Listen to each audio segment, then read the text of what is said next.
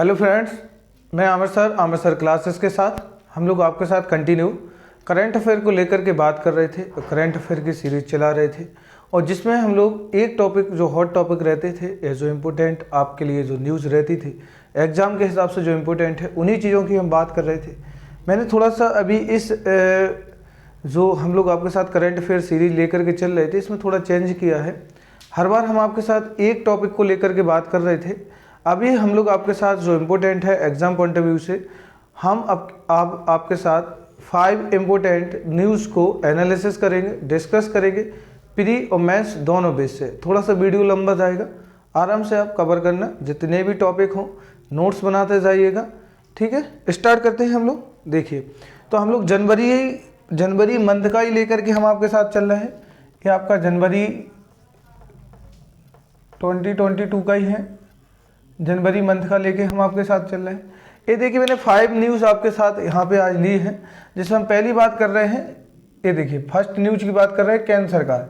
अभी हाल में क्या किया है यूनियन गवर्नमेंट, मतलब कि केंद्र सरकार ने, सेंट्रल गवर्नमेंट ने जम्मू कश्मीर में, स्पेशल बात कर रहा हूँ। देखो, जम्मू कश्मीर कहाँ है आपका, यूनियन टेरिटरी है। क्या है, यूनियन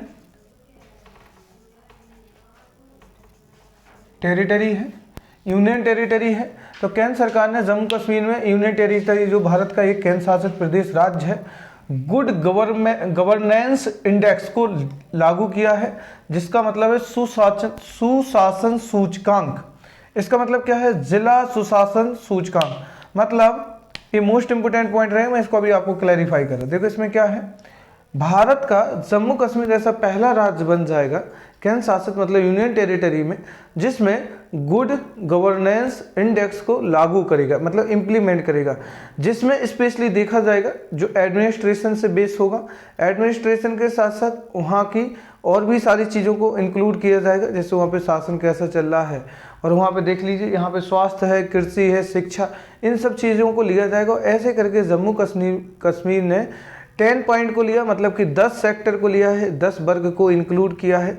तो पहले से आपसे इसमें क्वेश्चन एग्जाम में जो आपका पुटअप होने वाला है वो यही पुटअप होने वाला है कि इंडिया का पहला ऐसा कौन सा केंद्र शासित प्रदेश या राज्य बन गया है जिसने अभी अपने हाल में जिलों में जिला सुशासन सूचकांक को लागू किया है, जारी किया है। तो वो आपका बन गया है जम्मू कश्मीर। तो जम्मू कश्मीर करने वाला ऐसा पहला राज्य बन गया है गुड गवर्नेंस इंडेक्स। अब मैं बात करूं थोड़ा इसकी कि ये कितने 10 एरियाज, मतलब कि 10 सेक्टरों में शामिल किया जाएगा, जिसमें मैंने कुछ सेक्टर की बात की है, जैसे आपका हेल्थ, स्वास्थ्य होगा, कृषि होगी, पुलिस होगी और प्रशासन होगा, और भी ऐसे शिक्षा भी इसमें लिया गया है। इन सब चीज़ों को देखा जाएगा। हाँ, और सोशल जो मतलब कि सोशल जितने भी प्लान्स होते हैं गवर्नमेंट के द्वारा, सोशल जो भी वर्क है या फिर और भी ऐसी सारी चीज़ें इसमें इंक्लूड की जाएंगी, तो वो उन सब चीज़ों को यहाँ पे लिया है। तो ये सब चीज़ें नहीं है, तो आपका जो क्वेश्चन इसमें पुटअप होने वाला है। अब इसके आप फायदे सोच सकते हो कि वही बात है कि एक लोकल लेवल पे वर्क किया जाएगा, हर एक चीज़ को अच्छी तरह से देखा जाएगा, जिसमें एग्रीकल्चर को देखा जाएगा, पुलिस को देखा जाएगा, और प्रशासन एडमिनिस्ट्रेशन को देखा जाएगा, और हेल्थ को देखा जाएगा। हर बार ये पुलिस और प्रशासन की बहुत ज़्यादा कश्मीर में प्रॉब्लम्स आती है, इन चीज़ों को बहुत बारीकी से देखा जाएगा, तो हमारे उस हिसाब से इंपॉर्टेंट रहेगा। तो ये रहा आपका पहला पॉइंट। मैं दूसरी न्यूज करूँ डिस्कस। दूसरी क्या है, दूसरी आपके शतरंज से लेकर के चेस। अभी हाल में क्या हुआ है, जनवरी मंथ में जो शतरंज का जो गेम होता है उसका हर साल एक प्लेयर चुना जाता है जो वर्ल्ड वाइज लेवल पे होता है, और यही मैं बता दूं ये चीज़ लेकर के अभी ग्रैंड मास्टर चुन लिया गया है भरत सुब्रमण्यम एक बच्चा है, चाइल्ड है, और बहुत छोटी उम्र में इनने एक खिताब अपने नाम किया है, मतलब ये टाइटल अपने नाम किया है। तो अभी भरत सुब्रमण्यम ये साउथ के हैं, कितने नंबर पे, 73वें ग्रैंड मास्टर बने, कितने, 73 नंबर के। तो 73 नंबर के एक ग्रैंड मास्टर बन गए हैं, किसमें, शतरंज के। तो ये पॉइंट याद रखने के अभी हाल में कौन मतलब ग्रैंड मास्टर बना है, और एक साउथ की हैं तो इंडियन है भरत सुब्रमण्यम। तो ये सेकंड न्यूज़ हो गई। अब मैं आपके साथ तीसरी बात करूं जो इम्पोर्टेंट रही, मैं पहले ही बोला यहाँ आपको प्री और मेंस इस सीरीज में दोनों लेकर के चल रहा हूँ। आराम से आपके साथ एक एक पॉइंट डिस्कस भी करता जाऊँगा, और आराम से आपकी सारी चीज़ें कवर भी हो जाएंगी। जो करंट अफेयर की सीरीज़ है और जो आने वाली आगामी परीक्षा है, जितने भी नेक्स्ट एग्ज़ाम है, उन सब में भी बहुत इंपॉर्टेंस रोल प्ले करेगा। ये देखिए दो न्यूज़ को देखा हमने आपके साथ। तो एक तो केंद्र सरकार ने जम्मू कश्मीर में गुड गवर्नेंस इंडेक्स को लागू किया, दूसरा हमने देखा ग्रैंड मास्टर भरत सुब्रमण्यम को चुना गया है। तीसरी न्यूज़ देखी इसरो से रिलेटेड है, इंडियन स्पेस रिसर्च ऑर्गेनाइजेशन। ये पता है हमारे इंडिया के लिए जो स्पेस रिसर्च है उसमें सैटेलाइट लॉन्च करना, ये सब चीज़ों का काम करती है। इसकी स्थापना की बात करूँ 1969 में इसकी स्थापना हुई। अभी क्यों करंट चर्चा में है, न्यू चेयरमैन चुन लिया गया, मोस्ट इंपोर्टेंट पॉइंट है। अभी हाल में इसके न्यू चेयरमैन मतलब कि नया अध्यक्ष, नया डायरेक्टर इसका चुना गया है और नया चेयरमैन का नाम है एस सोमनाथ। क्या नाम है? एस सोमनाथ। तो एस सोमनाथ को इसरो का नया चेयरमैन चुना गया है। इससे पहले मैं थोड़ी एस सोमनाथ की चर्चा कर लूँ। इससे पहले विक्रम साराभाई स्पेस सेंटर के जी अध्यक्ष पद पर रह चुके, मोस्ट इंपोर्टेंट पॉइंट है। ये देखिए विक्रम साराभाई और एस सोमनाथ रिलेशन है क्योंकि ये उसके चेयरमैन रह चुके हैं और अभी प्रेजेंट में इसरो के चेयरमैन पोस्ट पे आए हैं। आप मुझे कमेंट बॉक्स में ज़रूर बताइएगा इसरो का सेंट्रल मतलब कि हेडक्वार्टर कहाँ है, और दूसरा आप आंसर मुझे ज़रूर दीजिएगा विक्रम साराभाई स्पेस सेंटर का हेडक्वार्टर कहाँ है। इस दोनों के हेडक्वार्टर मुझे ज़रूर बताइएगा कमेंट बॉक्स में, ठीक है। अब मैं बात करूँ, ये दो टॉपिक हो गए। अगली बात करता हूँ जो मोस्ट इंपोर्टेंट है, अगला रेड सैंडर्स को लेकर के। किसको? इसको आपको हिंदी में बताऊं, लाल चंदन की लकड़ी, लाल चंदन लकड़ी। और अभी हाल में मैं बता दूं करंट में अभी आपके जो बहुत ज़्यादा एक मूवी चर्चा में चल रही है, इसी टॉपिक को लेकर के बनाई गई है और इस मूवी का जो बेस रखा गया है इसी टॉपिक को लेकर के रखा गया है, लाल चंदन लकड़ी को लेकर के। जो रेड सैंडर्स है अभी, क्योंकि इसकी बहुत ज़्यादा क्या तस्करी की जा रही है, बहुत ज़्यादा इसकी अंधाधुंध कटाई चल रही है।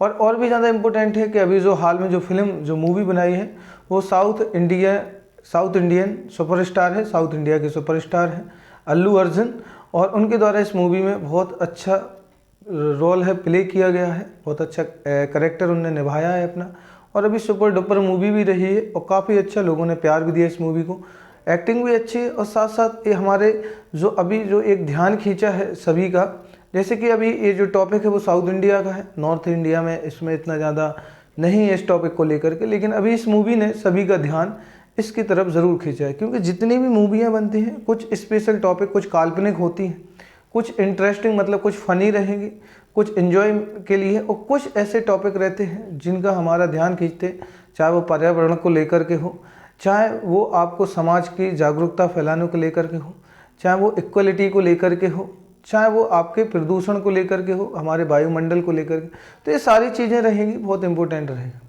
मैं आपके साथ यहाँ चर्चा कर रहा हूँ रेड सैंडर्स की, लाल चंदन लकड़ी की।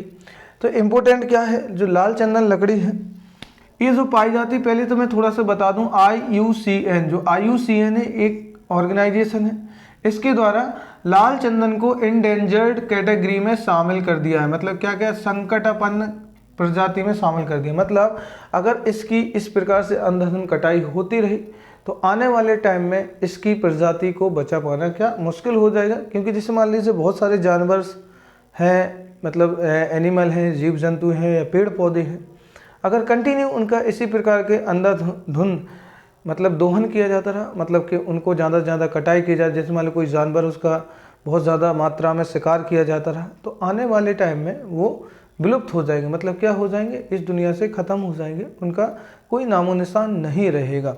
तो वही बात इनकी चल रही है कि IUCN इंडेंजर्ड कैटेगरी में इसको शामिल किया है। अब मैं बात करूँ इसकी क्षेत्र की, ये कहाँ पाई जाती है, ये पाई जाती है नल्लामाला पहाड़ी में, जिन्हें हम नल्ला मलाई की पहाड़ियाँ भी कहते हैं, और शेषाचलम पहाड़ी, ये दो पहाड़ियों में विशेष करके पाई जाती है। इनका अगर सेक्टर देखा जाए और इंडिया का अगर मैं बात करूं तो ये आपका इंडिया के अगर मैं नक्शे की बात करूं इस प्रकार से, तो ये नीचे इतने वाले एरिया में ये पाई जाती है साउथ इंडिया में। मतलब ये आपका केरला, ये आपका तेलंगाना है और ये आपका आंध्र प्रदेश। तो तेलंगाना और आंध्र प्रदेश के बॉर्डर पर पाई जाती है। अगर मैं स्पेशली बात करूं तो आंध्र प्रदेश और दूसरा तेलंगाना, तो ये दो राज्यों में ये पाई जाती है। तो एग्जाम पॉइंट ऑफ व्यू से मोस्ट इंपोर्टेंट है वो, ठीक है, अभी टॉपिक तो है तो एग्जाम के हिसाब से भी इंपोर्टेंट रहेगी। अब मैं थोड़ी सी इनकी बात कर लूँ कि जो लाल चंदन की लकड़ी है किस प्रकार के जंगलों में पाई जाती है। तो हिंदी में बोलूँ तो इनको बोलते हैं शुष्क पर्णपाती 1। देखो ज्योग्राफी के जो स्टूडेंट हैं, ज्योग्राफी की क्या जो क्वेश्चन बनेंगे आपके कि किस प्रकार के जंगल है फॉरेस्ट में पाई जाती है, इसकी क्लाइमेट है जलवायु कैसी रहेगी, तो शुष्क पर्णपाती, इंग्लिश में बोलूँ इंग्लिश में ड्राई डेसिडुअस फॉरेस्ट, तो कैसा रहेगा इसका क्लाइमेट भी ड्राई डेसिडुअस रहेगा, तो इसका क्लाइमेट भी ऐसा है। और इसका अगर मैं बात करूँ हिंदी में तो शुष्क पर्णपाती वन बोलेंगे, शुष्क पर्णपाती क्लाइमेट इसका रहता है। तो इस पे ये रहा। अब मैं बात कर लूँ थोड़ा इसका उपयोग, अगर इसकी यूजेस की बात करूँ, इसका यूजेस क्या क्या है, इसकी यूजेस इसके उपयोग कहाँ कहाँ किए जाएंगे,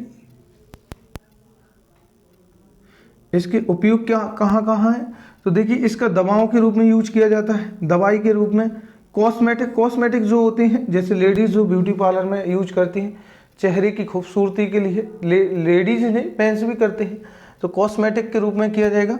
म्यूजिकल इंस्ट्रूमेंट मतलब जितने भी हमारे वाद्य यंत्र होते हैं बनाने में, और सेक्स मेडिसिन में, देखिए जो सेक्स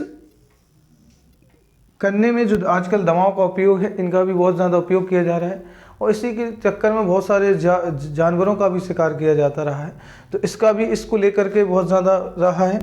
और इंस्ट्रूमेंट अगर मैं बताऊं इन सब चीज़ों की विदेशों में बहुत ज़्यादा डिमांड है, जैसे चाइना, नेपाल, जापान और आपका मतलब कि म्यांमार इन और श्रीलंका, इन कंट्रियों में बहुत ज़्यादा डिमांड है। एक मैं पॉइंट आपको यहाँ बता दूँ, जो मैं बात कर रहा हूँ लाल चंदन की लकड़ी की, ये इतनी ज़्यादा इम्पोर्टेंट क्यों है, क्योंकि ये पूरे विश्व में कहीं नहीं पाई जाती, सिर्फ और सिर्फ ओनली इंडिया में है ये, और वो भी ये केवल साउथ पार्ट में पाई जाती है, इंडिया के भारत के दक्षिणी भाग में ये पाई जाती है, जिसमें स्पेशल 2 डिस्ट्रिक्ट हैं, 2 राज्य हैं कि तेलंगाना और आपका आंध्र प्रदेश, जिसमें 2 पहाड़ियाँ हैं, नल्ला मलाई या नल्ला माला या शेषाचलम की पहाड़ियाँ, शेषाचलम नाम का एक डिस्ट्रिक्ट भी है यहाँ पे, तो इन राज्यों में ये पाई जाती हैं, बहुत ज़्यादा इम्पोर्टेंट भी है। मार्केट में, इंटरनेशनल मार्केट में इतनी ज़्यादा इनकी डिमांड है कि इनकी इतनी ज़्यादा तस्करी की जाती रही है कि इन्हें कंटिन्यू, चाहे वो फॉरेस्ट पुलिस हो या स्टेट पुलिस हो या फिर हमारी मतलब जो हमारी इंटरनल सिक्योरिटी में, चाहे हमारी BSF, CRPF जितने भी हमारे रहे हैं, उन सारे फोर्सों ने भी यहाँ पे अपनी इम्पोर्टेंस रोल प्ले किया है, लेकिन फ़िलहाल भी इनकी तस्करी को नहीं रोक पाए हैं।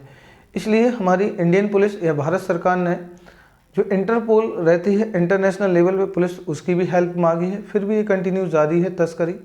वो ठीक है, हमारे इंडिया में करप्शन कितना है तो ये भी आप जानते हो अच्छी तरह से, ठीक है। अब ये रहा इसकी इम्पोर्टेंस। अगर मैं थोड़ी सी बात करूँ इनकी, थोड़ा सा एग्जाम पॉइंट ऑफ व्यू से आपका इंपॉर्टेंट रहेगा कि शुष्क पर्णपाती वन है। अगर मैं बात करूँ वन किस प्रकार के हैं, तो ड्राई डेसिडुअस फॉरेस्ट में है, लाल चंदन के नाम से हिंदी में इसको हम जानते हैं, IUCN ने एंडेंजर्ड कैटेगरी में शामिल किया है। क्षेत्र की मैं बात करूँ नल्लामाला पहाड़ी और शेषाचलम पहाड़ियों में है। आंध्र प्रदेश और तेलंगाना 2 स्पेशल राज्य हैं यहाँ पे है। अगर इनके उपयोग की बात करूँ, औषधि, कॉस्मेटिक, म्यूजिकल इंस्ट्रूमेंट और सेक्स मेडिसिन में इनका उपयोग किया जाता रहा है।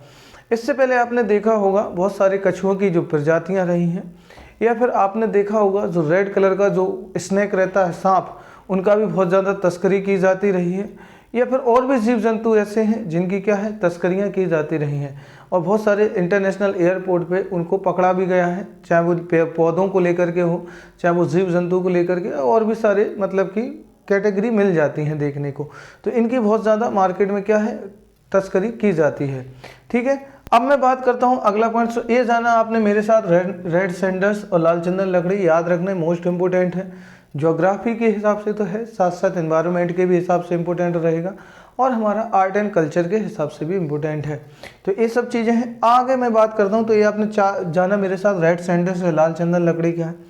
अगली मैं बात करता हूँ मानव में सुअर का दिल, हार्ट का ट्रांसप्लांट, मोस्ट इंपोर्टेंट है। देखो अभी क्या रहा है, इससे पहले मैं आपको बता दूं, जैसे अभी थोड़ा सुनने में थोड़ा सा सडनली अचानक लगता है, और बहुत ज़्यादा हाईलाइट रहा, आपके जितने भी न्यूज़पेपर हैं सभी में भरा पड़ा था, और चाहे वो न्यूज़पेपर हो, चाहे TV चैनल्स हो, सोशल मीडिया, हर एक जगह पे ये पहला बहुत चमत्कारिक बोलो या क्या कह सकते हैं इसको हम, बहुत ज़्यादा एक करिश्मा टाइप का मतलब हुआ है, चमत्कार टाइप का हुआ है, जिसमें मतलब पहली बार इंसानों के हार्ट में, इंसान के मतलब बॉडी में सुअर का जो पिग रहता है उसके हार्ट को ट्रांसप्लांट किया गया है और बाकायदा वो वर्क भी कर रहा है।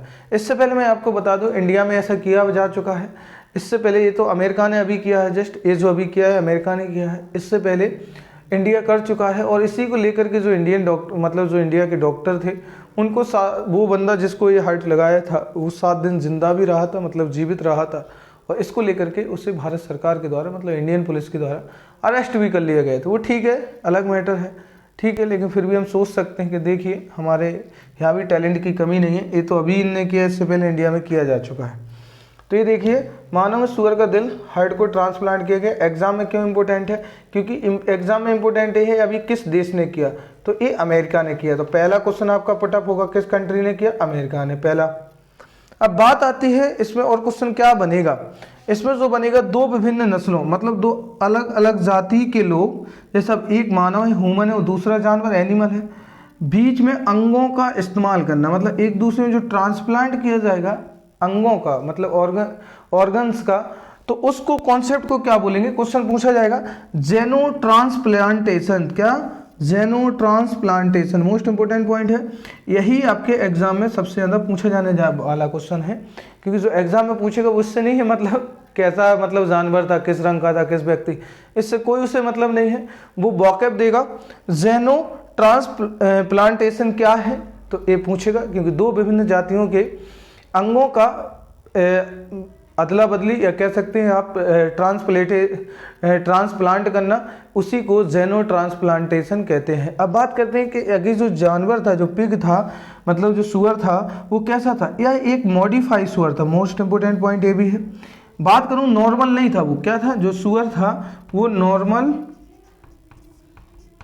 नहीं था, वो नॉर्मल नहीं था, यानी कि मॉडिफाई का मतलब रहते हैं जैसे हम जीनोम के द्वारा जो चीज़ें बनाते हैं, संकर प्रजाति जिसको हम बोलते हैं, मल्टीपल मतलब कि जो स्पेसीज रहती है उनके द्वारा बनाया गया, तो मॉडिफाइड सुअर था, उसी के हार्ट को ट्रांसप्लांट किया गया है।